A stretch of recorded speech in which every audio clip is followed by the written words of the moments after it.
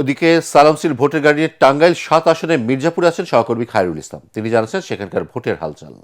ভূমিকম্প সহনীয় most durable দেশের প্রথম থার্মেক্স রড সালাম স্টিল। সালাম স্টিল বোঝে ডিউরেবিলিটি। সালাম স্টিল মোস্ট ডিউরেবল স্টিল। সালাম স্টিল ভোটের গাড়ি নিয়ে এই মুহূর্তে আমরা রয়েছি মির্জাপুর উপজেলার একেবারে সামনেই। এখানে প্রায় ভোটার সংখ্যা রয়েছে 4.25 লাখ, যার 4 ভাগের 1 ভাগই হচ্ছে নতুন ভোটার, তরুণ ভোটার। সে সকল তরুণ ভোটারদের সঙ্গে আমাদের কথা হয়েছে।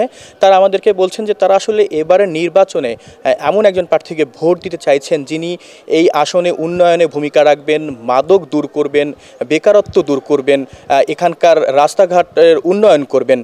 এখানকার যে সকল প্রার্থী রয়েছে, বিশেষ করে বিএনপি জামাতের প্রার্থীদের সঙ্গেও কিন্তু আমাদের কথা হয়েছে। তারা কিন্তু ভোটারদের নানা প্রতিশ্রুতি দিচ্ছেন। তারা এই আসনের উন্নয়নে ভূমিকা রাখার কথা বলে কিন্তু ভোটারদের কাছে যাচ্ছেন, তাদের দ্বারে দ্বারে যাচ্ছেন, ভোটও চাইছেন।